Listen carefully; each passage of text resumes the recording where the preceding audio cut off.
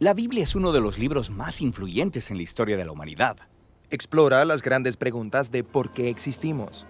Ha inspirado a muchas personas a hacer cosas asombrosas. Y ha confundido a muchos otros. Probablemente tengas una por ahí guardada en algún lado. Entonces, ¿qué es en realidad la Biblia? Bueno, la Biblia es una pequeña biblioteca de libros que surgieron todos de la historia del antiguo pueblo de Israel. Y en un sentido, ellos eran como cualquier otra civilización antigua. Pero entre ellos existió una larga línea de individuos llamados profetas. Y ellos veían la historia de Israel como no ordinaria. La veían como una parte central de lo que Dios estaba haciendo por toda la humanidad.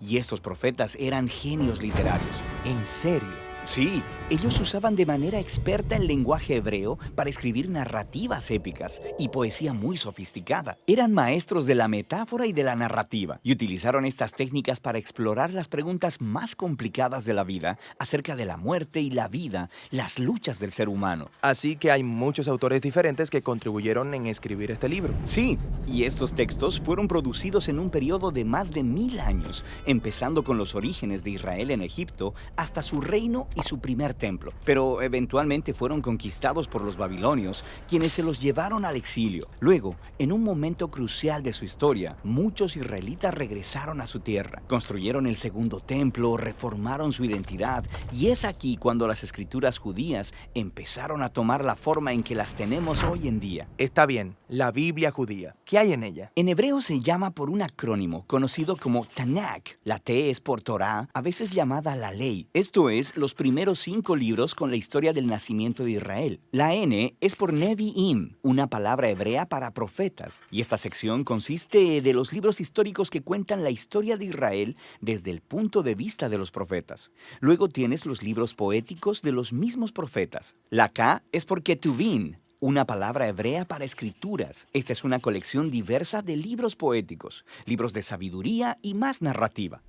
El pueblo judío cree que a través de todas estas obras literarias, Dios le habla a las personas. También hay otras escrituras judías que estaban siendo producidas durante el período del Segundo Templo. Sí, un grupo realmente diverso de textos, y estos también eran muy valorados en las comunidades judías. Y había debate en estos tiempos antiguos sobre si algunos de estos textos debían o no ser considerados como parte de sus escrituras. Así que hay muchos tipos distintos de textos escritos en un periodo de tiempo muy largo. ¿Por qué los juntaron en la forma en que lo hicieron? Todos estos textos juntos cuentan una historia épica sobre cómo Dios está trabajando a través de este pueblo para traer orden y belleza al caos de nuestro mundo. Y todo ello culmina en la esperanza de un nuevo líder, quien vendría y renovaría toda la creación. Y luego el Tanakh termina, y este líder nunca llegó. Así que es una obra escrita de manera experta, pero le falta el final. Exactamente. Luego, unos pocos siglos después, un profeta judío llamado Jesús de Nazaret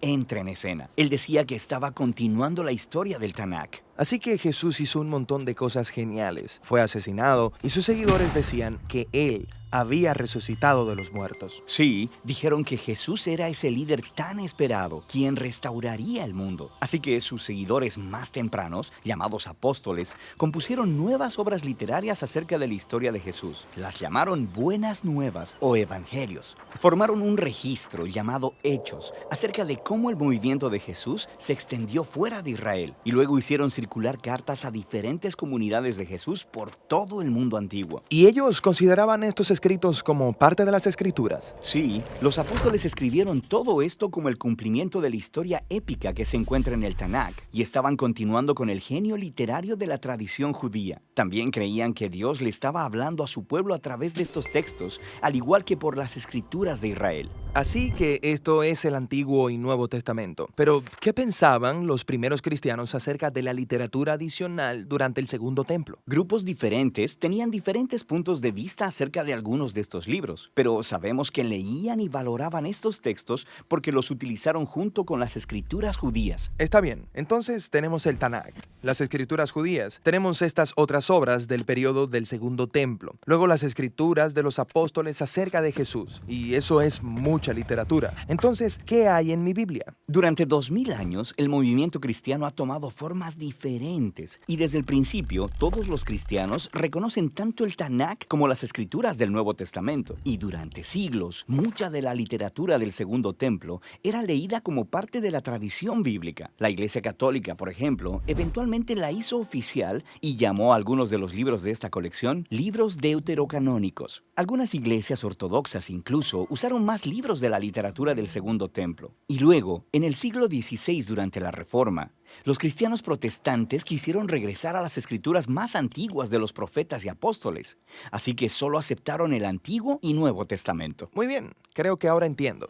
Pero ¿cómo es que una colección de libros producida en un periodo de más de 1000 años por todos estos autores diferentes dice una misma historia? Esta es la pregunta que responderemos en nuestro próximo video.